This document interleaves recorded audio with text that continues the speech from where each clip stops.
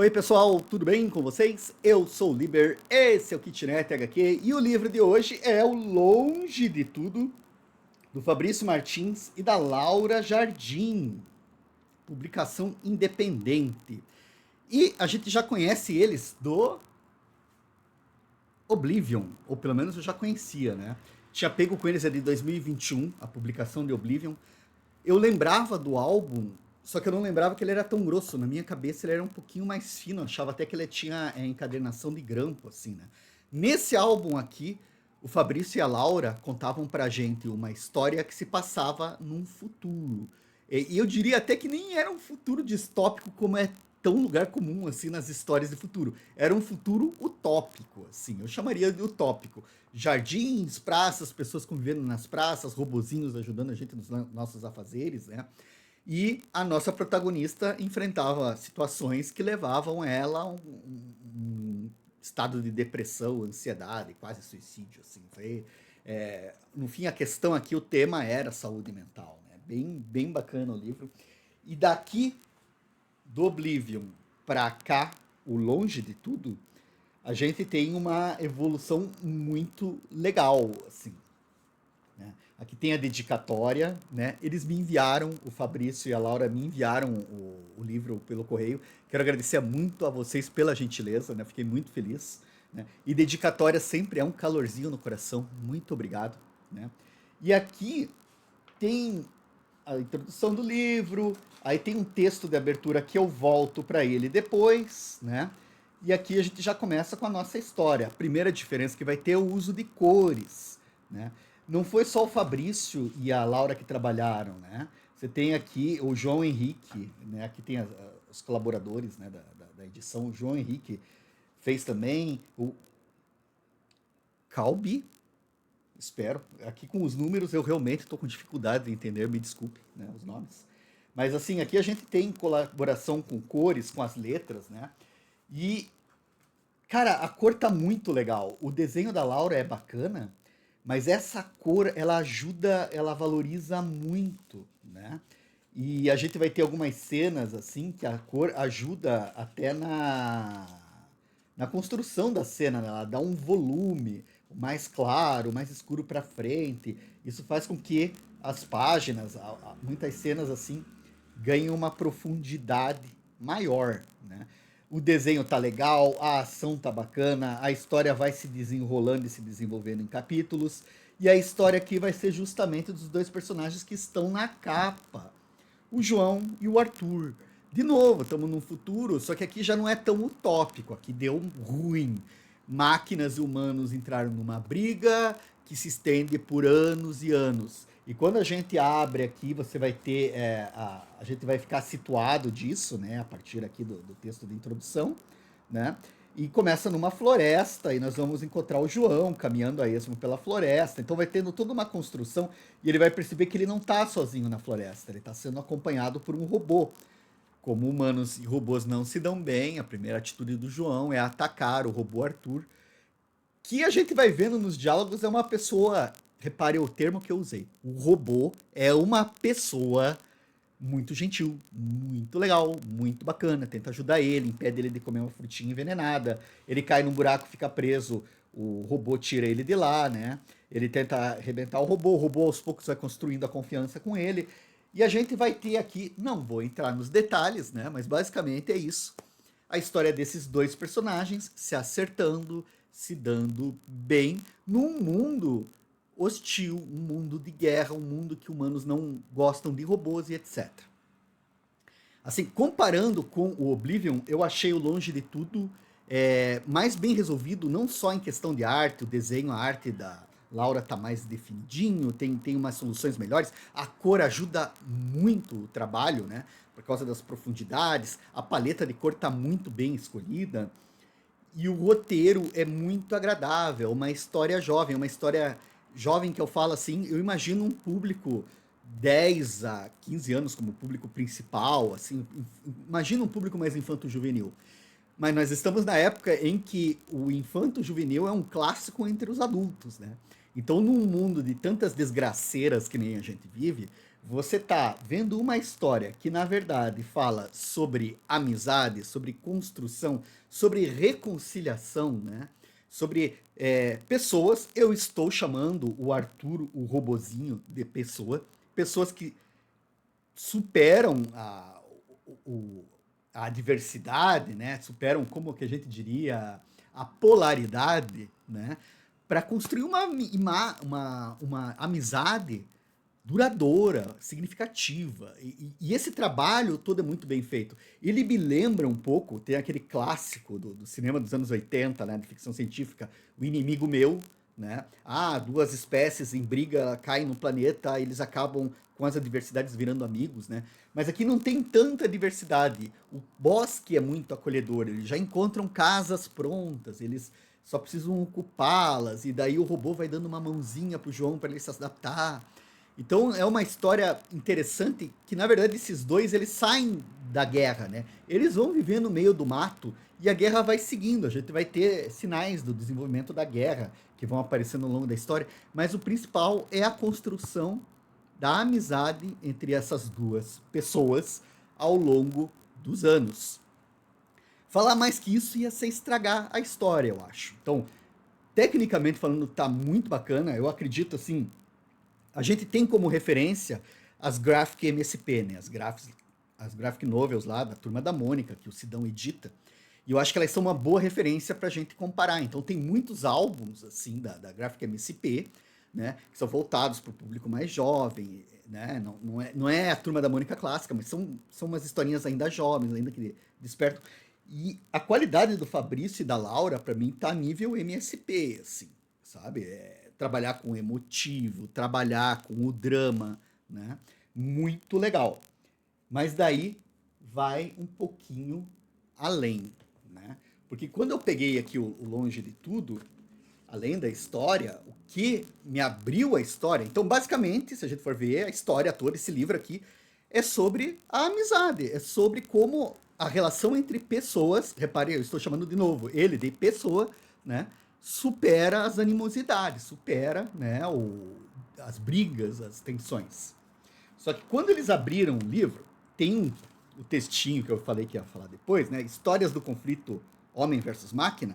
Eles começam com esse trecho. Em 1812, em York, Reino Unido, um grupo de trabalhadores atravessou a cidade rumo à tecelagem de William Cartwright. A empresa havia comprado máquinas de fiar que prometiam ser mais eficazes e baratas que os tecelões humanos. Revoltados, os trabalhadores destruíram as máquinas, incentivando trabalhadores de outras indústrias a fazer o mesmo. O governo inglês respondeu com brutalidade. 12.000 tropas suprimiram a revolta com violência.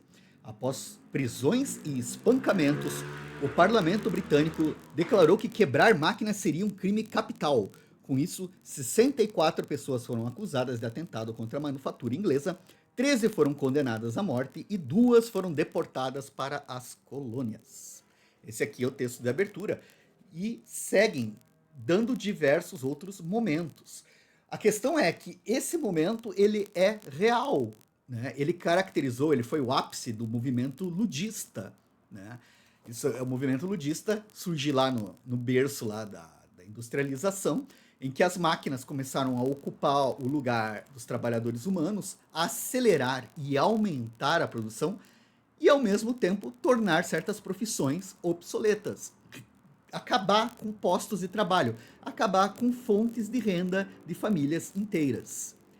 Isso não se fala. O que se fala, o que se prega é a resistência das pessoas diante da tecnologia, essas pessoas ignorantes. E daí o que acontece? Eu pego e leio esses textos aqui antes de ver a história, e isso começa a mexer comigo. Porque veja, eu sou um professor de um curso de design, dou disciplinas de ilustração, e o grande tema nos últimos meses tem sido a inteligência artificial, as suas artes, né? As suas imagens, que nem é o nome, muitos recomendam de não usar inteligência artificial, né? Mas usar outros nomes, tipo app de geração de imagens, né?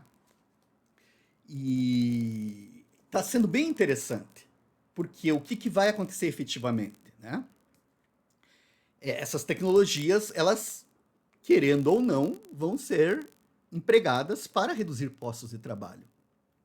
Essas tecnologias são pensadas, se não para fazer o trabalho todo, para acabar com certos processos, certas etapas do trabalho, deixar elas bem mais rápidas.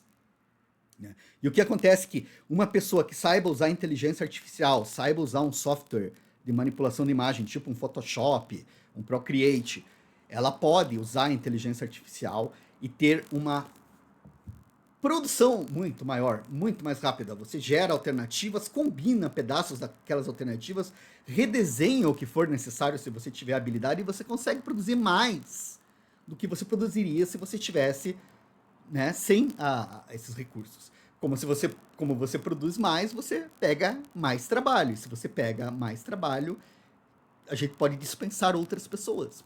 Né? As vagas de trabalho vão diminuindo. Tem toda uma questão que se associa ainda com outras questões tecnológicas, os próprios apps, né? A uberização do trabalho. Enfim, tem todas umas questões aí muito delicadas que se estendem assim, né? E quando eu li esse texto aqui na abertura, ele me instigou, ele me interessou e ele criou uma expectativa completamente diferente do que a obra me proporcionou.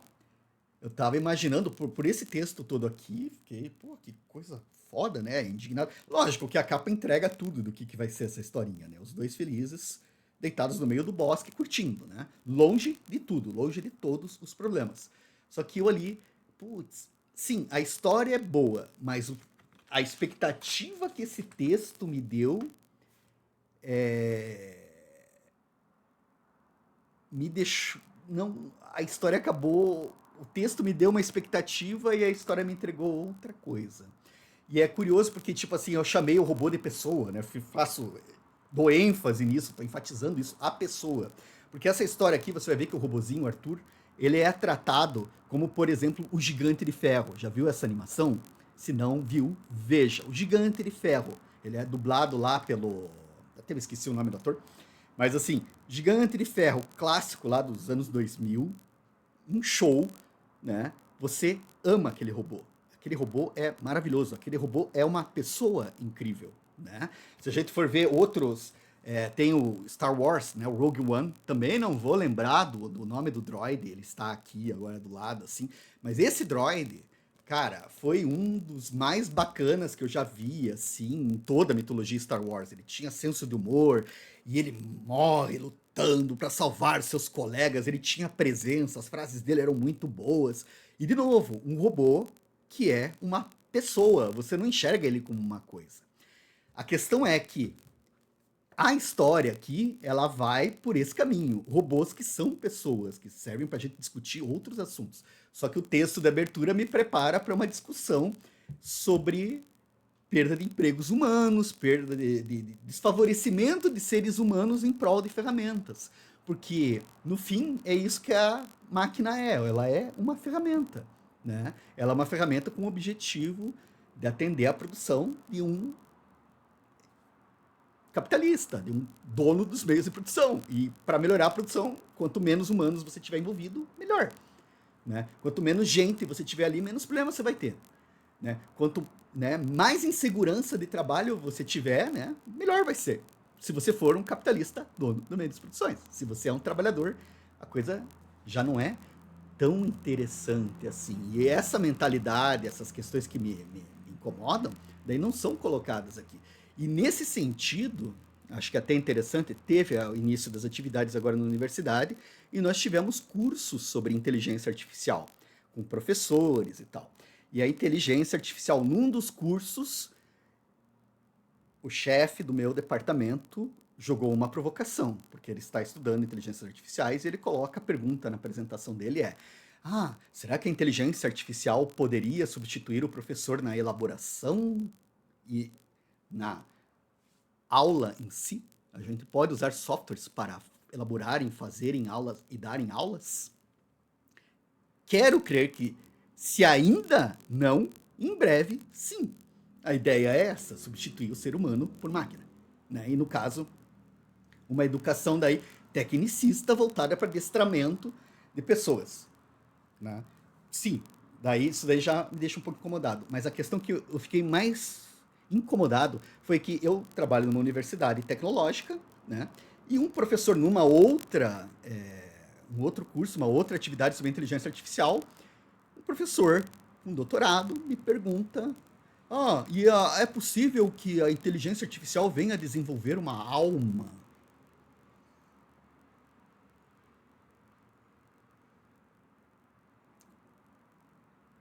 Aí é a metafísica, né? Aí que entra o fetiche, né? A alma, a máquina está viva, ela tem sentimentos, ela tem pulsões. O Arthur aqui tem. Ele tem sentimentos, né? Eu não sei se a gente poderia dizer que ele tem pulsões, olhando para a história, mas provavelmente sim. Tem momentos que ele fica brabinho, né? Então, na ficção, nessa ficção fofa em que os robôs são pessoas, sim, né? Os Transformers, os Líder Optimus e tal, Optimus Prime, sim. Mas o problema é que eu vejo a abordagem, a gente tá, mais em vez de estar falando de robôs que são pessoas, acho que a gente tá mais próximo da Bola Wilson, lá do filme Náufrago.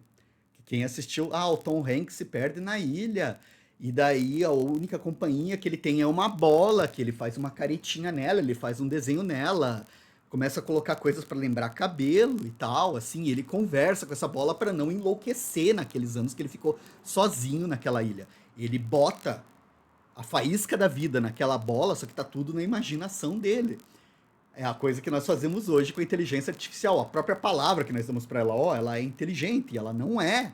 Ela é um software programado, um app programado para dar soluções com determinada operação. Ela é um autômato, ela não é nada, ela não tem um risco de espírito, porque o cérebro não é um computador, o computador não é o cérebro. Você não consegue, tem coisas na nossa mente que você, na sua perspectiva de produção, você não quer ter essas coisas no seu robô. Né? Então você não quer ter uma alma no seu robô. E na real, a gente falando dessa metafísica, a gente poderia questionar, né? Os robôs têm alma. Sinceramente, nós temos alma? Você acredita nisso? Acredita no espírito que vai transcender a sua carne e ir para Nirvana, Valhalla, céu, paraíso, inferno? Não é todo mundo que está convencido disso, não. E evidências de que existem almas e espíritos, aí a gente já entra no esoterismo, já entra essa historinha de fantasma. Existe. Há quem diga que sim. Eu sempre duvidarei. Né? Então, acho que tem aí. Acabei falando de outras coisas, mas o diabo, meus caros Fabrício e Laura, é que o seu livro me instigou isso pelos textos de apresentação que vocês me colocaram aqui. Sabe? Isso tudo que eu acabei falando aqui agora são questões que estavam na minha cabeça. Acho que é um livro que faz muito sentido no momento que a gente está, por várias razões. Acho que se a gente sai da questão tecnológica dos trabalhos, a gente tem a questão do. A nossa própria nação que está tentando se reconstruir em cima de feridas, né? A gente estava dividido entre, sei lá, bolsonaristas e seres humanos, sei lá. Mas assim, agora, não, vamos nos reconciliar, vamos. Não sei, cara, é tudo complexo. Eu acho que esse livro aqui, o livro em si, o trabalho do Fabrício e da Laura, tá muito bacana. Eu acho que nem em Oblivion, tem um puta potencial. Daqui para cá teve um puta crescimento e eu quero ver mais, assim. Espero que vocês produzam mais. Eu boto fé muito no trabalho. Só que eu acho que é muito interessante como se abordam questões aqui que são, como é que eu vou dizer assim, importantíssimas. Saúde mental, né? Questões trabalhistas, questões de conciliação, viver com o diferente, superar as hostilidades e adversidades. Então são coisas que são legais. Mas esse textinho da abertura aí, eu fiquei, sabe assim, quando você fica, cara, eles vão falar de uma coisa, daí falaram, mas não. Fiquei um pouco assim, eu queria mais pelo que o texto me fez imaginar. Mas daí entra aquilo que a minha companheira sempre fala para mim, né? Expectativas. Eu li o texto e eu criei expectativas. O problema de quem que é? Meu. Expectativas. Crie vespas, mas não crie expectativas. Daí eu criei uma expectativa ali e tal. Mas é um ótimo trabalho, acho que é bem bacana, assim. E se um dia, né, vocês forem retomar essa questão, porque o textinho da abertura me faz querer ver isso, debater essas coisas, trazer essas coisas, colocar essas coisas, deixar o mundo um pouco mais tensão ali, sabe? Mais conflito, mais dureza. É lógico que nós já vivemos num mundo cheio de tensões, cheios de conflitos, né? Cheio de durezas, assim. E é legal ter escapes, ter uma tarde para você passar deitado numa boa. Isso aqui é muito bom, é muito saudável, assim. Mas eu realmente acho que a gente precisa, em outras ficções, assim, começar a discutir mais essa questão da tecnologia, né? E discutir essa questão da tecnologia sem fetichizar, sem enxergar na ferramenta uma coisa que ela não é. Eu chorei quando eu vi o Wilson ficando para trás lá no mar, que o Tom Hanks teve que deixar ele para trás, assim, tipo, dá uma dor, mas aquilo era um pedaço de madeira, um pedaço de bola, era uma coisa que foi para trás, assim, né? Ele tinha toda uma relação ali. A gente tem que aprender a enxergar nossas relações aqui com os objetos como elas são, cara. Uma máquina não tem o direito em cima de vidas humanas e a gente precisa ver muito bem para onde que esse nosso modo de produção está levando a gente, como é que vai ser o nosso futuro. Se a única coisa que a gente tem para vender nesse mundo capitalista é a nossa força de trabalho, como que a gente tem que reagir quando se inventam caixinhas mágicas que tornam o nosso trabalho obsoleto, né? Daí aqui parênteses também, né? Será que a inteligência artificial geradora de imagens torna o trabalho dos artistas obsoleto? Será que para um empreendedor cabeça de bagre que só pensa em lucro isso faz diferença? Se você só vai precisar cortar gastos na tua linha de produção? Coisas para pensar. Isso eu acho bacana de um livro, que ele faça a gente pensar. E desse livro aqui, essa introdução faz parte e faz a gente pensar bastante, assim, né? O conteúdo também é legal, afetivo, mas o que me pegou aqui é essa discussão toda que a gente teve até aqui. Então é isso, meus jovens. Prometo que vou tergiversar menos da próxima vez. Um ótimo final de semana para vocês. Leiam longe de tudo. Deem um tempo longe de tudo que faz muito bem para a cabeça. Deitem num gramado se puderem esse final de semana. Curtam a vida, meus jovens. Se gostou do vídeo, dá aquele like maroto. E se você quiser escutar eu e o camarada Escama falando sobre quadrinhos, assine o nosso canal, ligue o sininho, todo aquele procedimento bacana para garantir que a gente continue subsistindo nessa maravilhosa rede social. Obrigado por tudo e até a próxima.